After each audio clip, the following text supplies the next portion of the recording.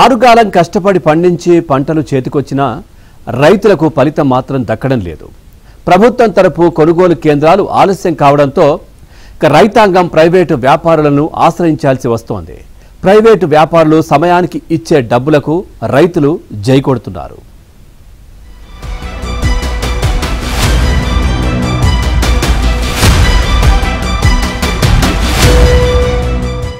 ఉమ్మడి మహబూబ్ నగర్ జిల్లా వ్యాప్తంగా ఈ యాసంగి పంట కొనుగోలు కోసం ప్రభుత్వం కసరత్తు మొదలుపెట్టింది. ఈ ఏడు దాదాపు 12 లక్షల మెట్రిక్ టన్నుల ధాన్యాన్ని సేకరించడం లక్ష్యంగా ప్రభుత్వం పెట్టుకుంది. ఇందుకుగాను సుమారు 1000 కొనుగోలు కేంద్రాలను ఏర్పాటు చేయనుంది. ఇప్పటికే కొన్ని ప్రాంతాల్లో స్థానిక ఎమ్మెల్యేలు ప్రభుత్వ కొనుగోలు కేంద్రాలను ప్రారంభిస్తున్నారు.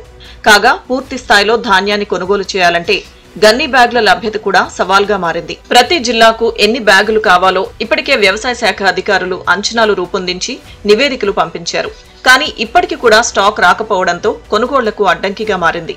కొనుగోలు కేంద్రాల ఏర్పాటు, గన్నీ బ్యాగుల సరఫరాపై జిల్లా కలెక్టర్ ఆధ్వర్యంలో అవగాహన కార్యక్రమాలు నిర్వహించారు.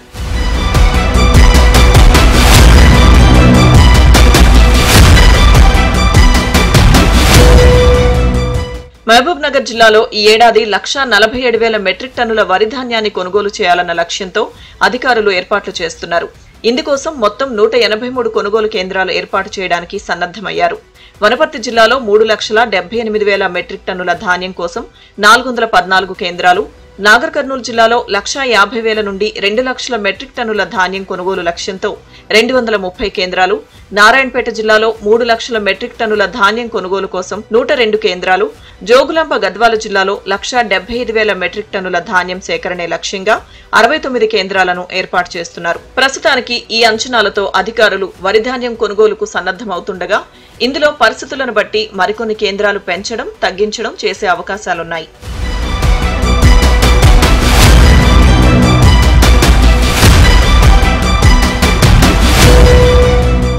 ఉమ్మడి జిల్లాలో వరి ధాన్యం కొనుగోళ్లను బట్టి దశల వారీగా గన్నీ బ్యాగులను సరఫరా చేసే విధంగా ఏర్పాట్లు చేశారు. ప్రతి జిల్లాలోనూ ఇప్పటికే కొన్ని గన్నీ బ్యాగులు ఉన్నట్లు గుర్తించారు.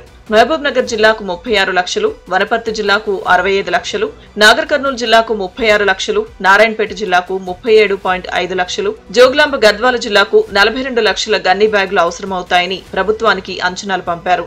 ఈ అంచనాల మేరకు వరి ధాన్యం కొనుగోళ్ల పరిస్థితులను బట్టి గన్నీ బ్యాగులను ఎప్పటికప్పుడు సరఫరా చేసేందుకు అధికార యంత్రాంగం చర్యలు తీసుకుంటుంది. అయితే ఇలాంటి పరిస్థితుల్లో ప్రైవేట్ వ్యాపారులకు తమ ధాన్యాన్ని అమ్మేందుకు రైతాంగం మొగ్గు చూపుతున్నారు.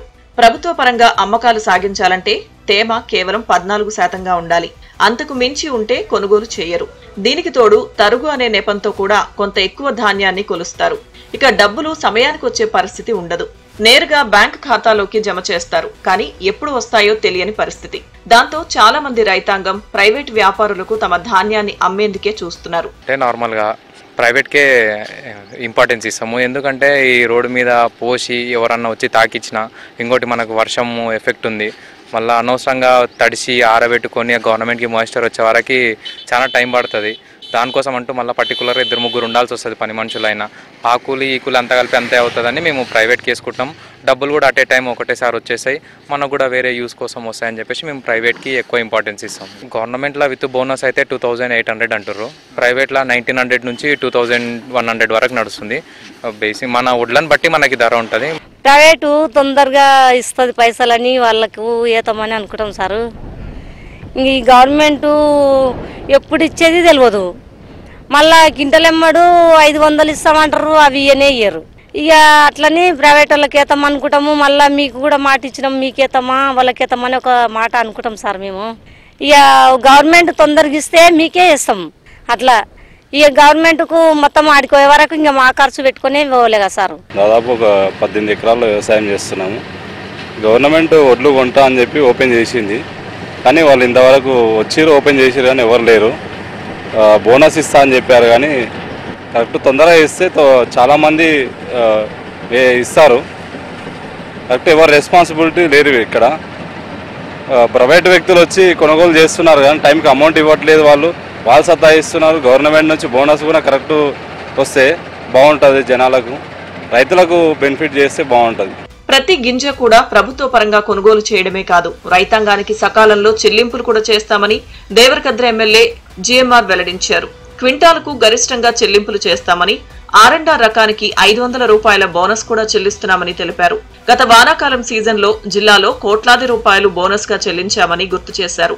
ప్రభుత్వానికి సన్నాలు అమ్మిన వారికి బోనస్ రాదని తప్పుడు ప్రచారం చేస్తున్నారని, ఆ మాటలు నమ్మకుండా రైతులు ప్రభుత్వం తరపున ఐకేపీ, PSS కేంద్రాల్లోనే ధాన్యాన్ని అమ్మాలని ఆయన కోరారు. అన్ని నియోజకవర్గాల అన్ని గ్రామాలలో కూడా ఈ కొనుగోలు కేంద్రాలు ప్రారంభిస్తా ఉన్నాం. వడ్లందరూ కూడా కళ్ళల కాడికి తీసుకొస్తా ఉన్న రైతులు వారికి సంబంధించిన ఏర్పాట్లన్నీ కూడా చేయడం జరిగింది. వాళ్ళ గన్ని బ్యాగ్స్ కానీ, మిల్లులు కానీ, అదేవిధంగా ఇతరత్ర అన్ని సౌకర్యాలను కూడా కల్పించడానికి ఇక్కడనే మా PSA చైర్మన్ గారు ఉమామహేశ్వరరెడ్డి గారు, అదేవిధంగా అవ్వంపల్లి PSA చైర్మన్ సురేందర్ రెడ్డి గారు, మా మార్కెట్ చైర్మన్ కత్తలప్ప గారు అందరూ కూడా పర్యవేక్షణ చేస్తూ ఉన్నారు. ఎక్కడ కూడా రైతులకు ఇబ్బంది లేకుండా, రైతులకు అసౌకర్యం కలగకుండా చూడాలని చెప్పేసి చెప్పడం జరిగింది. ముఖ్యంగా వాళ్ళకి కావాల్సిన ఏర్పాట్లను కూడా చేయాలని చెప్పేసి కొనుగోలు కేంద్రాల్లో ఇలాంటి అవినీతికి, అక్రమాలకు తావు లేకుండా కూడా చేయాలని చెప్పేసి మేము చెప్పడం జరిగింది. మొత్తానికి యాసంగి వరి ధాన్యం కొనుగోళ్ల కోసం ఏర్పాట్లు జరుగుతున్నాయి.